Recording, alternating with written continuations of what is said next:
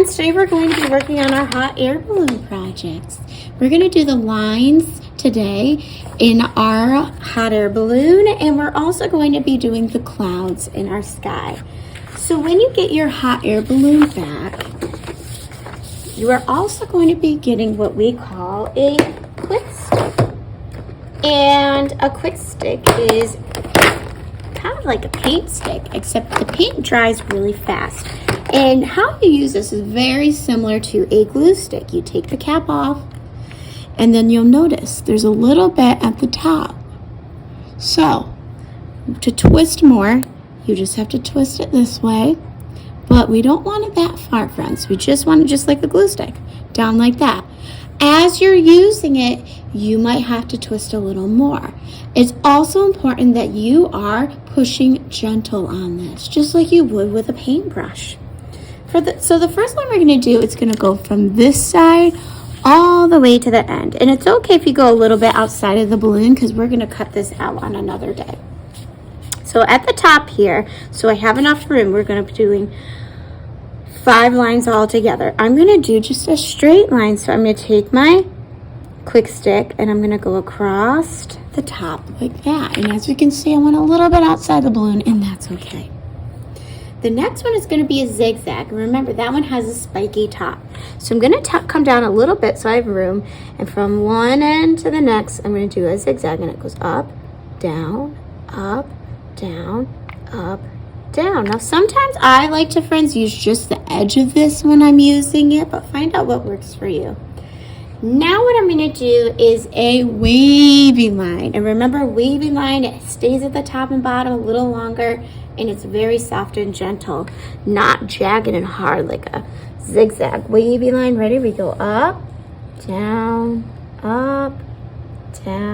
nice and smooth. After that, we're gonna do a dash line. That's like the lines on the road. It has some splits in it. It's a straight line with cuts. So I'm gonna go stop, stop.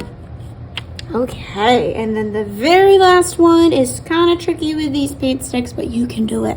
Try using the edge of that paint stick, a dotted line. So I'm going to go in little circles like this and do a dotted line. So there we go. There are our lines, friends. Now that I'm done with this, if I need to move it back down before I put the cap on, I can.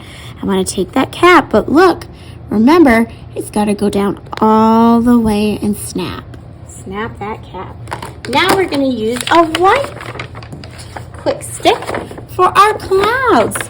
When you're putting your clouds in your paper, friends, you want to keep in mind that, it's okay if the shapes don't match mine perfectly. If you look at clouds in the sky, they're all different shapes. But one of the things they have in common is they're very soft and gentle. So we're going to be repeating that wavy, bumpy line into like a little circle form to make our clouds. So same thing. I might need to move that up just a little bit. Oh, but if I go too far, twist it the other way. I'm going to go in and do some bumpy lines that touch itself. It's kind of like a circle bumpy line. So I'm going to go bumpy, and then it comes back to where it started. I'm going to do bumpy, comes back to where it started. So you're doing a bumpy line and you're coming around like you're drawing a circle, and they can all be different sizes and shapes. So notice how I filled up the space. Okay, now that I have those done, I'm gonna color them in using little circular motions. So when I color in a shape, friends, I like to outline that shape first so I stay in the lines, but it's okay if you get outside the lines because these are clouds, okay? So in this case, I'm just gonna do little circles focused in the middle. I'm going to try my best to make that color filled in as best as I can, but if there's some areas that aren't colored in with clouds, that can happen. There can be lighter see-through areas in clouds. So for this part with the paint stick, what I'm really looking for, are you pushing light and are you just going over the whole cloud? But if it's not all filled in like I normally tell you to do with coloring, that's okay because that's kind of very realistic to how clouds are anyways.